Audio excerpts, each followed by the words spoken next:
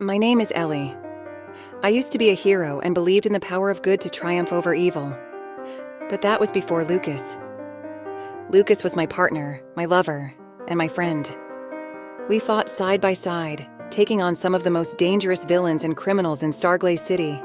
I trusted him with my life. Everything changed that night. I was drugged and defenseless. He and his new friends not only shattered my body, but they also shattered my hope and dream. Lucas dumped my motionless body down the lake with weights on my limbs. This was his last mockery on me. He wanted me to suffer even after death. I was supposed to be dead, but I was saved by the man known as the Devil Traitor. He made me a deal I couldn't refuse. I did not want to die. Not yet. And not like that. He pulled me away from the death door and he put my body back together using his miracle drugs. He didn't do it out of the goodness in his heart, though. In his words, he invested in me and he could not wait to see how profitable this investment would be.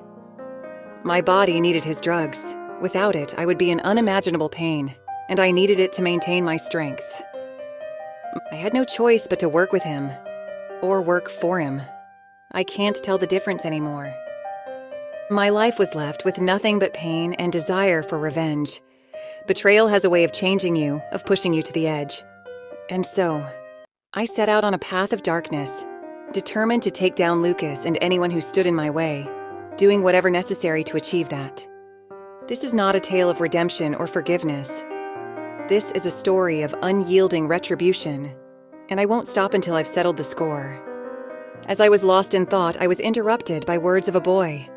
"Where am I? And what happened?" Said the boy in racer outfit. He is lying in bed, obviously still in a lot of pain. I patched him up with bandages. From my experience, he should be fine. Not everyone can afford medical treatments in Starglaze City after all. He attempted to get up, but he couldn't. I looked over to the side. Abby was just staring at him with no desire to lend a helping hand. Abby. Okay, fine. She responded unwillingly, but she proceeded to help the boy up. "Thank you. Can you tell me what happened?" The boy asked. Who knows? Ellie loves bringing home trash. Abby said. Trash. I wonder if that is what she thinks of the boy, or it is what she thinks of herself deep down. I took a look at Abby, and my mind began to drift off again. I first met Abby in an abandoned warehouse in the slum a few weeks ago. I was there to gather information on my enemies. After clearing the warehouse of henchmen, I found an unconscious young girl chained up on the wall. She was in a really bad shape, clearly tortured. I can only imagine what she had been through. Ever since what happened with Lucas, I told myself that I should only mind my own business. Just as I was leaving, I noticed she was looking at me. I could see from her eyes that her will and desire to live was very strong. Perhaps she reminded me of myself, or the goodness in me isn't entirely dead. I changed my mind. Against my better judgment, I brought her back with me. When she recovered, I told her to leave, but it seemed like she had nowhere else to return to. I didn't want her to stay with me. Not that I minded taking care of her, but it wasn't safe for her to be with me. Who I am and what I was planning to do was too dangerous. When I told her to leave again, she was silent. Her eyes were empty. She was sad, hopeless, and maybe disappointed. Somehow I got soft again and I told her, maybe you can stay a little longer. Abby isn't much of a talker. We hardly talked with each other during the time we stayed together. She never asked about my past and I never asked about hers. I suddenly felt someone poking my shoulder and I came back to my senses. You were drifting off again. Abby said, and proceeded to sit down near me, started playing with her pocket knife. I nodded.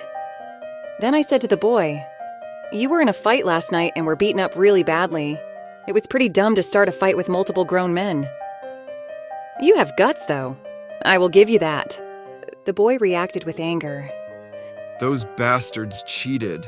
They messed with my ride and I caught them red-handed." He eventually calmed down. "What happened after I passed out?" The boy asked. "Well, they were going to break your hands. You were so close from never racing again." You were lucky I was there, I said.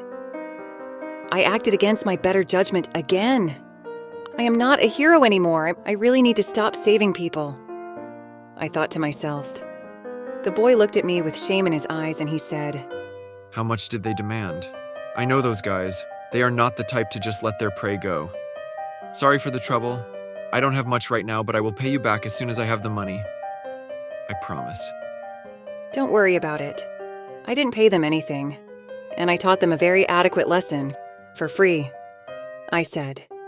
The boy looked at me and seemed to be lost in words before he said anything. I told him he could leave anytime he wanted. After all, I didn't save him hoping to be rewarded. Thank you. Breaking my hands would be worse than killing me. I owe you a lot. If there's anything I can do in return, please let me know. The boy said sincerely. I was going to decline his offer, but I suddenly had an idea. Maybe I could use his help after all. What is your name, kiddo? I asked him. Paco Romano. He said. My name is Ellie. I do have something in mind. Something that you can help me with. I will need a driver soon. One who can drive really fast. I can't tell you the details yet, but it will be kind of dangerous. He thought about it for a while. Then he said, I accept. At that moment, little did I know that our fates were destined to be intertwined for a long time to come. Thanks for watching! The next video is action-focused and made in a different style. Enjoy!